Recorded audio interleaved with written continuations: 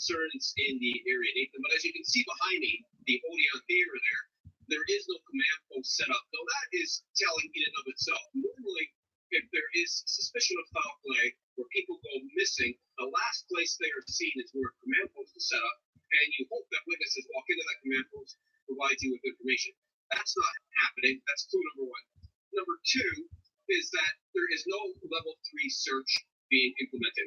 I've been told that directly. The level 3 search, I'll just refresh your memory, is when the police suspect foul play, somebody's under the age of 16, and their life is in peril or danger. Now, just given weather conditions alone, the police could implement a level 3 search to look for these 4 kids. That's not being done. So that tells me that the police are concerned about where these kids are, but they have some idea and they're following up on leads as to where they may be. Because there's no level 3 search and because there's no command post, it tells me that there's no suspicion at this time of foul play, and they have some leads as to where these kids are, and I think that's what's going on right now. Now, I'll just end with this. People at the mall here have been asking me why an Amber Alert has not been issued. The reason being is it doesn't fit the criteria. An Amber Alert is issued when there's evidence of an abduction, where you have suspect description and a vehicle description. You have none of that in this case. We have 4 kids that have not been involved. It's very concerning, but I think the police are on to what's going on here, and this is why there is no command post, and this is why there is no level 3 search being done. Send it back to you. All right, hopefully they're okay. Thank you, Steve. We're going to live to Quebec, where Foreign Affairs Minister Chrystia Freeland is answering questions from reporters. Let's listen in. For our government to be strength, to gain, to have success, and for the country to have team spirit. And this is what I believe absolutely, and I will continue to do. The Prime Minister absolutely has my confidence. It's a huge privilege for me to serve in this government, to serve as Foreign Minister for Canada. One of the things that we spoke about today in meetings earlier in the day was the new NAFTA agreement. And one of the things that I was reminded of in conversations with local business leaders, and indeed here at Lumenpulse, is that I really think the key to Canada's success in the NAFTA negotiations was that we played as a team. We played as Team Canada. And as I think Canadians will remember, those negotiations had some rough moments. I felt, yeah, Sherry remembers, I felt at all times the complete support of Cabinet, of caucus, of the Prime Minister. And I think we succeed as a government, and frankly, we succeed as Canadians when we're able to play as a team. Bonjour Madame Freeland, Olivier Vachon de Radio-Canada. Est-ce que vous pensez, Monsieur Do you think that Mr. Trudeau has problems working with women within his cabinet, as been reported in some media, or at least put out as a possibility? As is obvious, I am a woman. I am also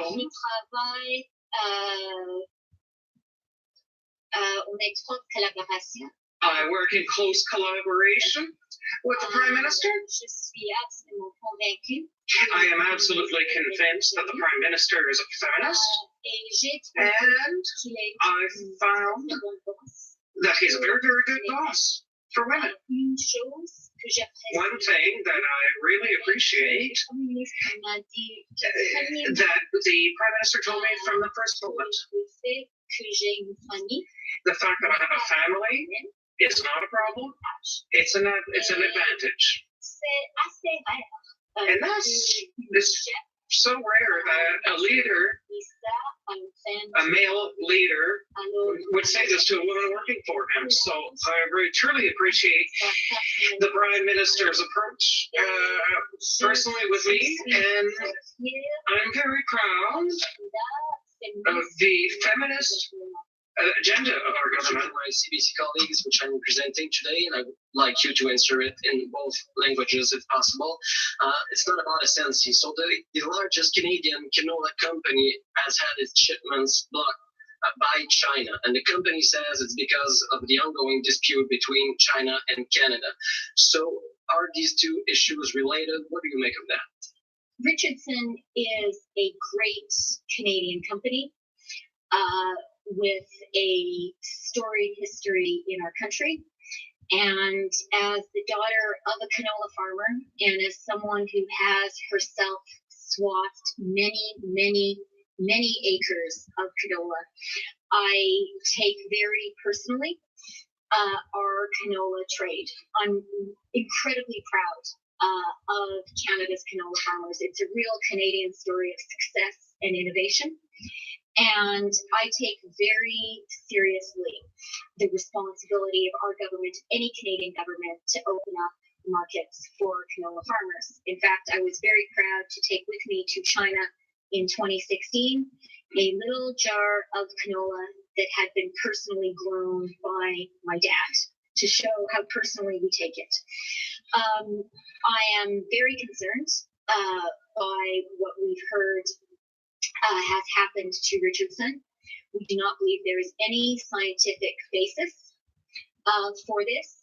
I'd like to remind Canadians, but also any Chinese people who are listening, that the trade in canola between Canada and China is mutually beneficial. Canadian canola, both the meal and the oil that are produced from it, are of great value to China, to Chinese consumers, to Chinese farmers. And we are working very, very hard with the Chinese government on this issue. I really want to assure Richardson and also all the Canadian canola farmers who work with Richardson that this is an utmost priority of our government.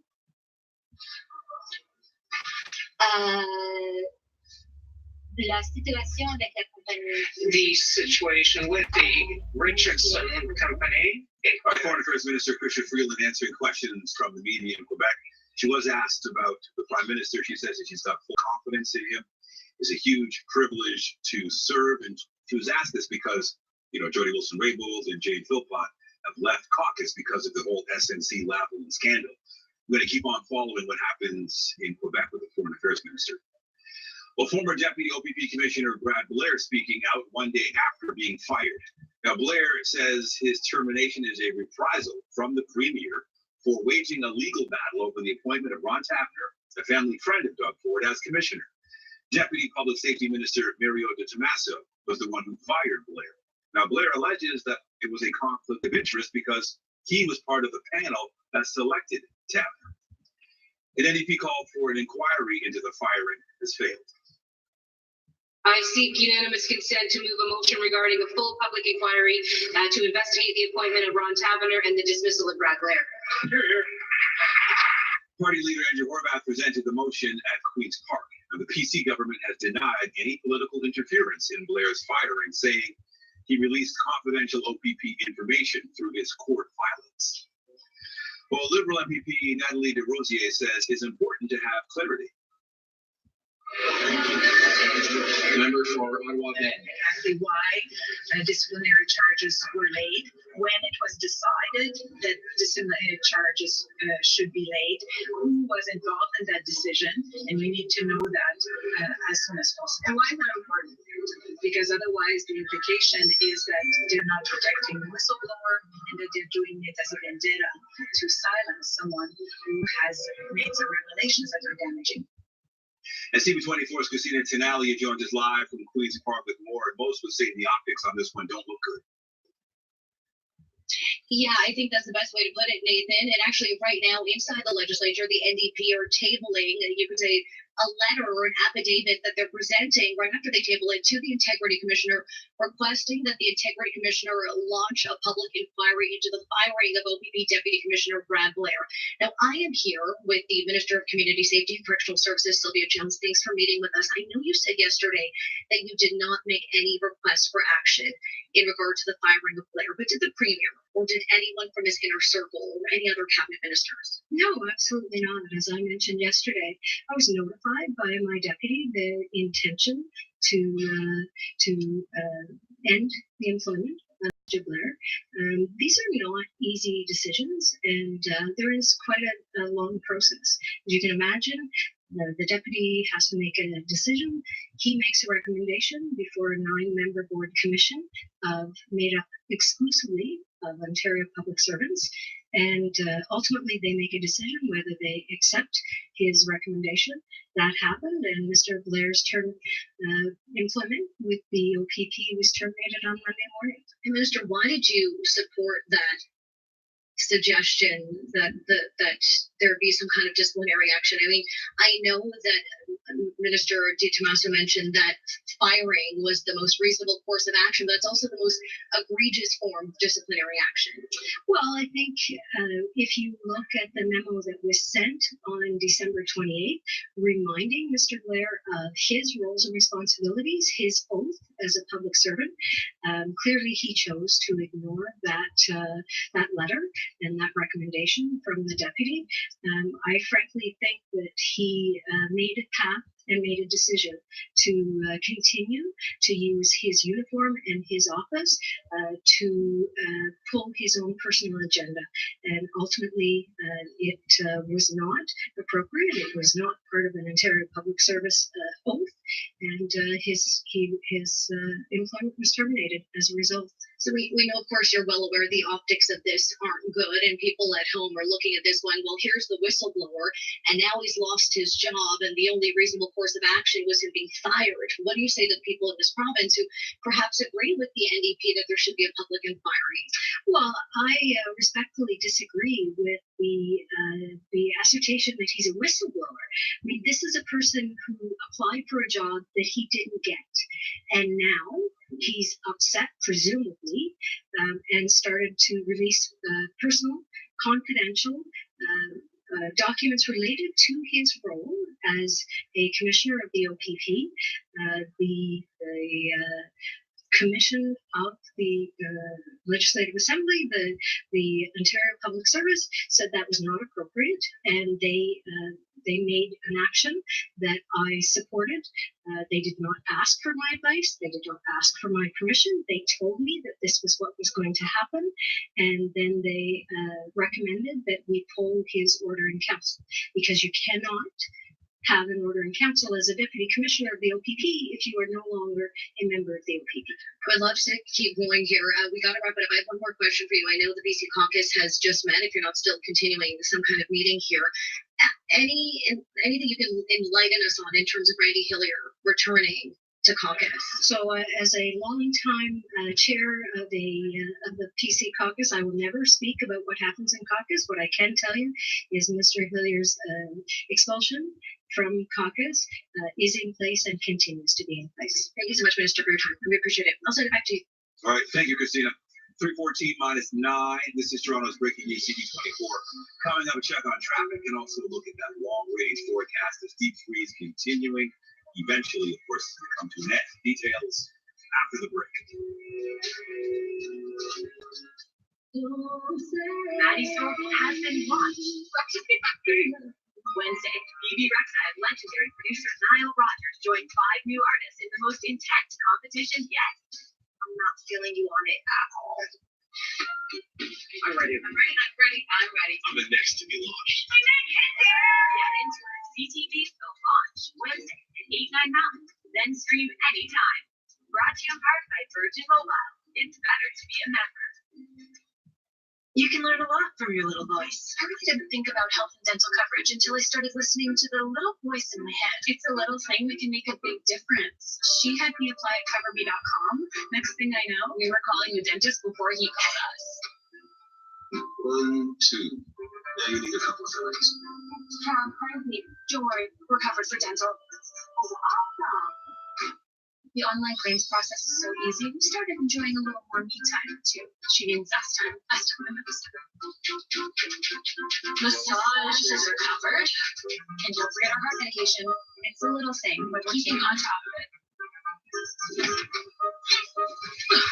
Prescriptions covered. You need your earplugs? I think so. I had no idea what I was missing out on. Well, I thought I listened to you. You mean you. When it comes to coverage, it pays to listen to your little voice. Call 1-866-618-4029 or visit coverme.com today.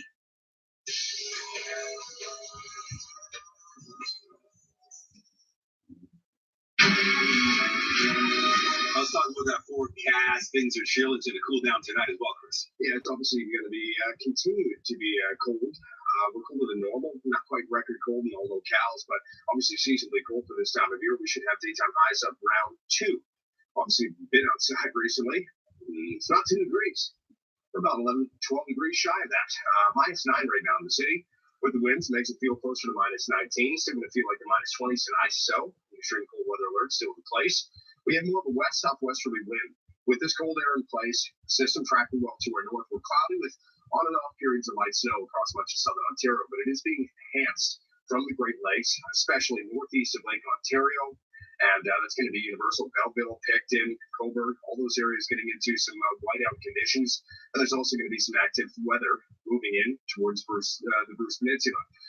The activity will wind down a little bit as we get into tomorrow, but it's still going to be present. It looks like flurries will redevelop, which could be heavy in nature to our north. So we escape with mostly cloud cover through the afternoon with local afternoon flurries, primarily in the north end. Should improve a little bit more for Thursday with a mix of sun and cloud. Highs around -3. More of an improvement into Friday.